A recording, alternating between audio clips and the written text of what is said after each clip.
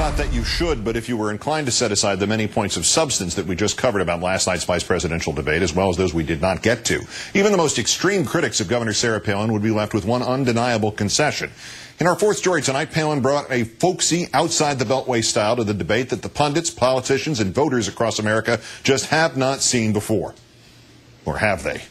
Palin spoke consistently about McCain and herself as mavericks, as part of a veritable army of mavericks working together in lockstep, the way mavericks do. And especially about herself as a Washington outsider who can bring real reform to Washington, even openly stating that the Bush administration has made mistakes, blunders, she said, something other Republicans are reluctant to do, unless they too are up for election.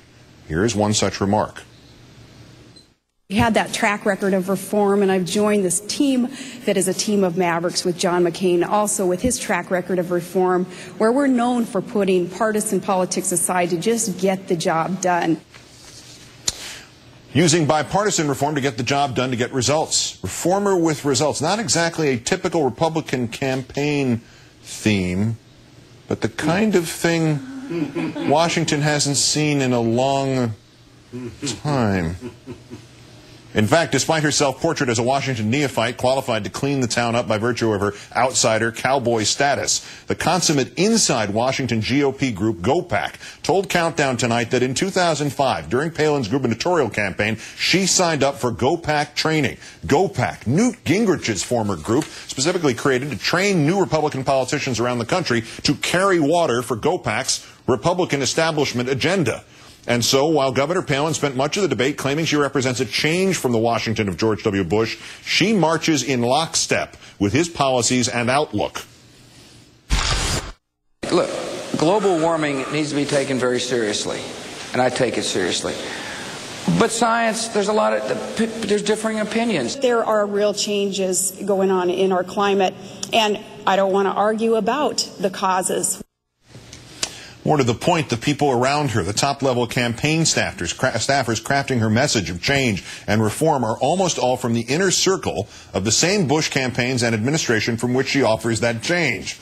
Small surprise, then, that even in the very act of claiming that her background, her experience qualify her to offer us that change from Bush, she does so while sounding almost exactly like Bush. Oh, man, it's so obvious that I'm a Washington outsider. Look, I fully recognize I'm not of Washington. We're tired of the old politics as usual. I cannot let this go by, the old-style Washington politics. Positive change is coming, though. Reform of government is coming. But if you want change, we're going to forge ahead with putting government back on the side of the people and making sure that our country comes first, putting obsessive partisanship aside. You need to get somebody who knows how to bring Republicans and Democrats together to get positive things done for America. I think Americans are craving something new and different. It's time for a fresh start. It's time for a new look. And that new energy and that new commitment that's going to come with reform. It's going to require a new spirit.